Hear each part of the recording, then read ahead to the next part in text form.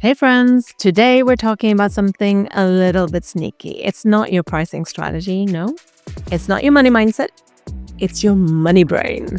Actually, it's just your brain, but in relation to money. And we will unravel the deeply human mental shortcut called availability bias and how it's quietly running the show when you sit down to price your work. Let me tell you, this one hits a little bit close to home because if you're like me, who's lowered your price before after one uncomfortable sales call, yes, that has happened to me really early on in my stages. I did this too. Or if you felt shaky quoting your full price, I hear this on a lot of my clients. They have like an uncomfortable or R right before stating the price. I just want to tell you, you're not alone. Your brain is doing exactly what it's built to do. But that doesn't mean it's telling the truth. So let's unpack it. Availability bias is your brain's way of saying, if I remember it vividly, it must be important. In the wild, super useful. We're talking about hunter-gatherer kind of time. If you vividly remember the snake that almost bit you, you'll think twice before stepping into the same bush. But in business, it backfires. Let's say you lose a client after quoting your usual rate. That sting. Maybe embarrassment, maybe it's fear. It gets logged in your emotional memory like a red alert file. Your brain flags it, warning, danger. Meanwhile, the 10 clients who happily paid the same rate, they happily paid the rate that you quoted, they're just quiet background noise.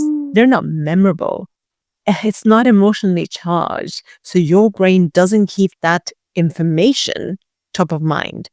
That, my friends, is availability bias in action. Neuroscience research, particularly from studies on the amygdala and the hippocampus, they show that emotionally charged events like rejection or embarrassment, they trigger a surge of stress hormones, especially cortisol and adrenaline. This chemical response strengthens the encoding of these memories. It's a process known as emotional memory consolidation. The brain does this so you remember threats and avoid repeating mistakes. It's an adaptive trait, but survival of what used to be at stake is not at stake at the moment. So in the context of business, this wiring can work against you. So when a client reacts negatively to your price, your brain flags it as a threat, activating your fight and flight response.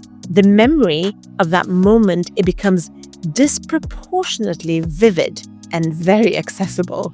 While positive pricing, so when someone says yes to you and all of these positive pricing experiences that you have, where clients paid happily, no dispute, they literally fade into the background. And over time, these micro threats, they accumulate. Each instance of rejection and discomfort, it just doesn't sit in your memory. It actively shapes your nervous system's response to future pricing conversations. This is why you might feel a spike of anxiety or even dread before quoting your rate. Even if you've had many successful outcomes, your nervous system is primed to anticipate danger, not reward. And I call this pricing trauma. It isn't a clinical trauma, but a pattern of learned threat responses. Your brain is trying to protect you. It pushes you towards the path of least resistance, lowering your rates, avoiding negotiation, shrinking your ambitions. The irony is that this protective instinct is based on a handful of emotionally charged memories, not the broader reality of your value or your success. Availability bias rarely travels alone. It teams up with its bestie, confirmation bias. And here's a loop. You have a vivid memory of someone rejecting your rate. So your brain starts scanning for more proof. And the proof that you're looking for is the clients won't pay. You begin to notice every no, every hesitation, every awkward pause, and you miss the wins. The result? You lower your prices, or you hesitate to raise them. And when you attract more price-sensitive clients, boom, your bias is confirmed. Not because it's true, but because you're seeing what your brain expects to see. That, my friends, is the dangerous spiral. But we can break it. I'm going to give you a few options of how to do this. But we need to zoom out first. We also need to talk about creative communities because they are extremely powerful, and it can be extremely lonely to be a CEO, a solopreneur, or a freelancer. And these communities can unintentionally reinforce negative biases. Why? Because we talk about what troubles us. We talk about what hurts. The nightmare client, the person who ghosted, the pricing pushback, the rejection.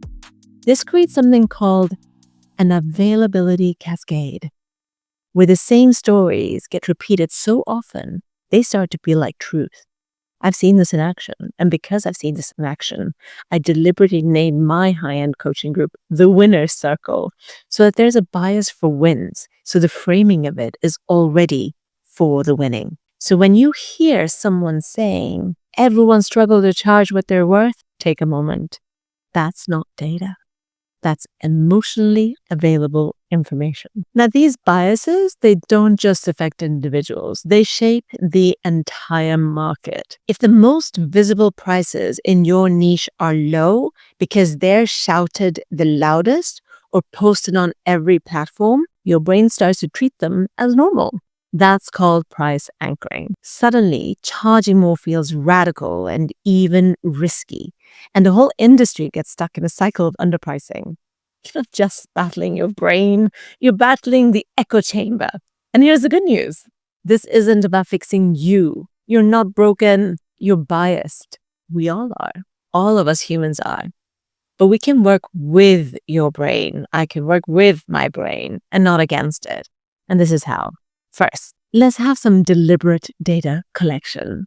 Keep a simple log. If it's about pricing, who said yes? Who paid in full? Who came back for more? Look at the data, not just the drama. Secondly, you can use emotional reframing. You can use techniques from CBT to rewrite your internal script.